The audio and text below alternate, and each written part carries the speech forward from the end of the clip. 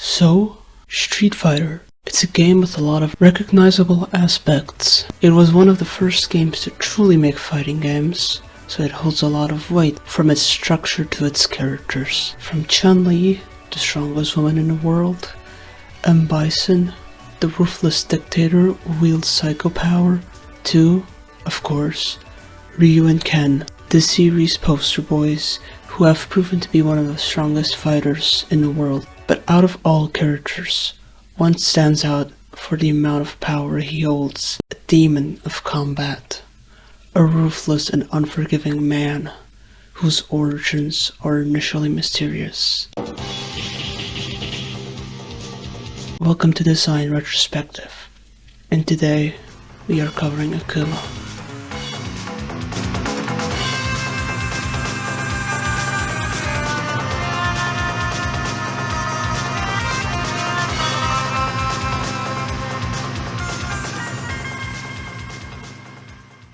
Introduced in Street Fighter 2 Turbo, his whereabouts started off mysterious, not even being in the character select screen normally, nor the regular arcade ladder, being only really seeable after a perfect run during the Bison boss battle. His existence was inspired after the gaming magazine Electronic Gaming Monthly, where they had made an April Fool's hoax where, if you did a specific exhausting requirement, you'd be able to fight against the infamous Shenlong, based on Ryu's mistranslated Street Fighter 2 quote, so you can see the similarities that Capcom took.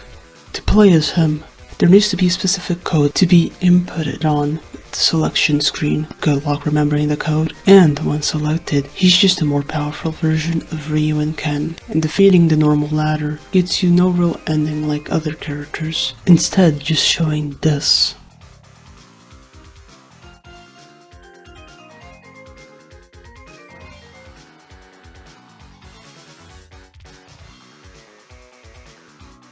And ends with credits showing character portraits beaten up, just adding more to the mystique of this character. Talking more about his original design now, he has similarities to Ryu and Ken, who he wears a similar gi and karate training gauntlets or ropes, as an obvious tie back to the fact they all practice the same martial art, being in Satsuken, which also makes sense since they all share connected lore, but we'll touch on that later. However similar they are, there are obvious and clear deviations, like the top knot he has and the prayer beads on his neck from his master Gotetsu, who he had long murdered. As for his color palette, it contains a lot of darker colors, like his dark blue or dark grey gi, and the rest of his outfit and skin, with the dark colors being a way to show the fact he's meant to be more of a hidden and mysterious character, as well as his intentions and backstory not being that light per se. The most contrasting color he has on this palette is red, which is seen in his hair and eyes, being a color associated with evilness and with demonic adjacent things, which makes sense due to his name literally being Akuma and Goki in Japan. A detail he has in his back, often after a raging demon, is a red kanji saying Ten, meaning sky, heaven, and providence, which can correlate with Akuma on the fact that he has long since transcended humanity, viewing things such as violence and power as more necessary. After Turbo, Akuma became a video game legend, appearing in other Capcom games as references or just as himself. In between all that, Akuma would have come back to the next mainline games, now taking a more noticeable presence, starting with Alpha, game who's not even meant to follow up Street Fighter 2 and instead just meant to be a prequel to said game. From Alpha 1 to Alpha 3, they finally expanded on his story more, making him a bigger threat to Ryu's morale, wanting him to embrace the same killing intent as Akuma had long embraced, usually referred to as the Satsui no Hado. While in the Alpha series, Akuma comes to fight many martial artists, one notable being Gen, an aging and terminally ill Chinese martial arts practitioner who initially battled since he thought Akuma would have been skilled enough of an opponent to finally kill him. But Akuma was never really able to fully defeat Gen, due to them often clashing. Getting back on the topic of designs, while story-wise he was finally getting something, design-wise he's lacking anything really new besides a better looking sprite, which will be a trend going on in this video. Akuma's original design, like many designs such as Ryu and Chun-Li, is relatively iconic, and it's for a good reason. It's a basic but very well done base for a concept of evil karate man, and its usage over time and entering pop culture only helped solidify the design more. But that doesn't mean that he just never changed design in the mainline games, ever. And that's evident in the next big game, Street Fighter 3, where he was initially added to the second version of the game, Second Impact. And while lore-wise he doesn't impact a lot, I mean this is the game where 95% of the conflict and stories come from the newer characters, so Akuma only really has the average fight this one guy and have dialogue with him type of thing. His design, however, has changed. Well, slightly that is. He has kept a lot of the elements that made him iconic. Dark key, check. Red eyes, check. The 10 symbol on his back after he does a raging demon, there for everyone to see. His biggest change was, in fact, his hair getting grey spots, since Street Fighter 3 is pretty advanced in the timeline, and aging is a thing that happens, even to demonic people like Akuma himself. Too bad that since Capcom didn't really know what to do after Street Fighter 3, I guess. Later games like Street Fighter 4 and 5 are set back in the timeline, de-aging him again.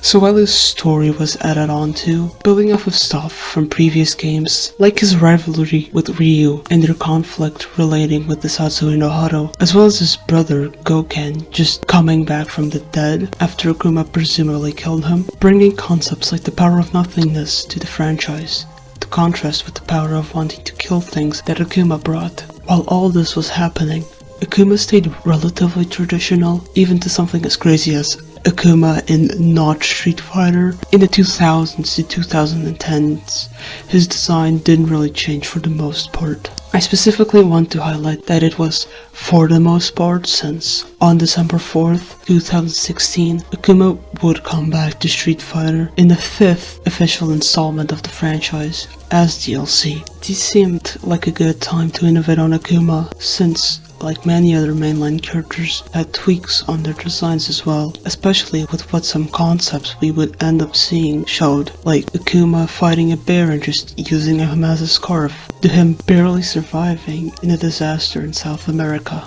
as well as finding a baby and carrying him into battle.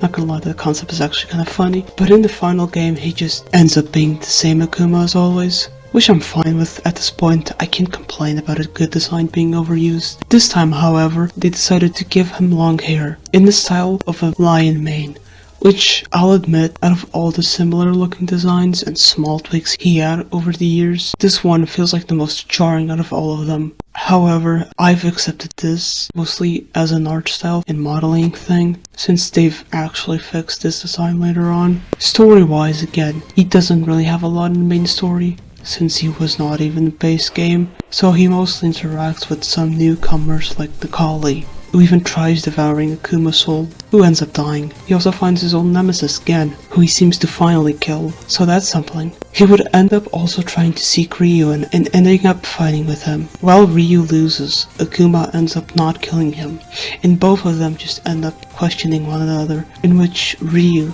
says his fists will continue to communicate with Akuma on opposite ends, with Akuma eventually fleeing, making a rematch possible in the future. And after that, we can only assume what comes next for Akuma story-wise, as he wasn't in the base roster for Street Fighter 6.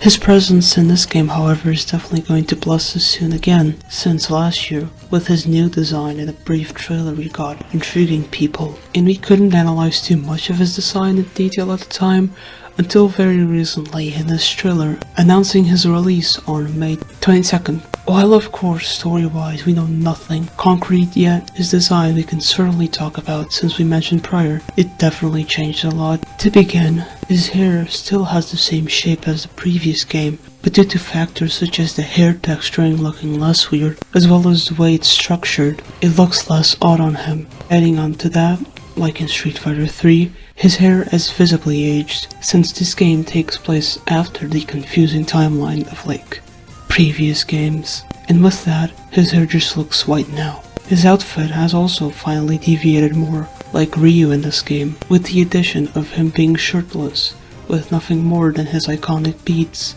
and a belt around his neck. Besides that, his waist is pretty traditional, with the addition of more pelt and some loose fabric, likely from his top. Overall, I feel like this new design definitely built off of Street Fighter V and Street Fighter 3's design in a refreshing and new way. As well as, even if it's not as iconic as old Akuma, being a very well executed design for more aged Akuma, with it maintaining his crazy energy in his own ways. I can't wait to see more of Akuma this Wednesday and see what they'll add onto his story as well as world tour. But for now, we just gotta wait and see what they'll do with him. And with what they've shown so far, I don't see any complaints to give him. Well, except maybe gameplay wise, but we'll have to see on that. Thanks for watching. If you made it this far and liked the video, maybe consider liking and subscribing. I'd like to make this more of my career, so any support to get there would be appreciated, so thank you.